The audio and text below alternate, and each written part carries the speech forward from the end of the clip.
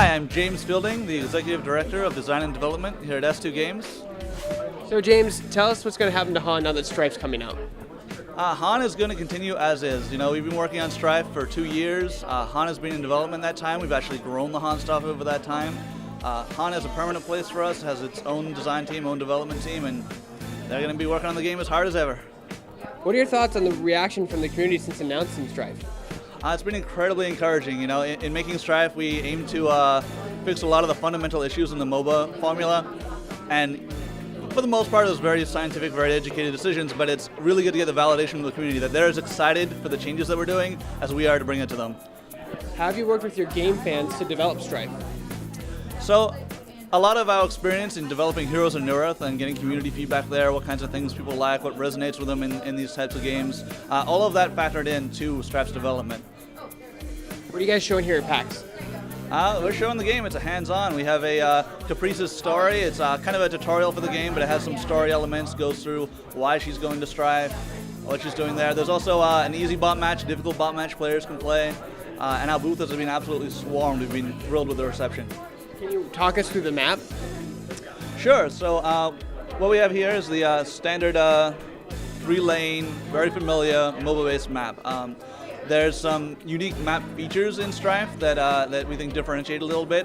First off, our big boss, you know, the guy when you have map control and you're looking for something to do, when you kill our big boss, you get a guy called Krytos. He's a big, you know, gorilla that you select the lane that you want him to run down. He helps you assault the enemy base. He disables their tower. He creates an opportunity for a team fight that neutralizes the defensive advantage. We have neutrals, we have observation posts, which is kind of like our ward mechanic built directly into the map. Our support players don't have to buy wards. At the end of each lane is a generator, kind of similar to a barracks or inhibitor from other MOBAs. However, when you destroy one of our generators, you just get a boatload of gold. There's no permanent advantage. Strife is a very arena, fast-paced type of feel of a game, so we didn't want it to feel like, oh, I have to babysit this lane that's getting pushed. So instead, it's like, boom, you kill that generator, you get a bunch of gold, and then you keep playing.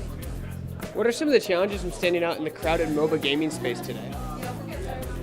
So, with Strife, we wanted to differentiate ourselves through better fundamental design decisions. There's a lot of things that cause new players especially, but even veterans, to rage at their teammates, and we really want to limit the negative impact that less experienced players can have in the game.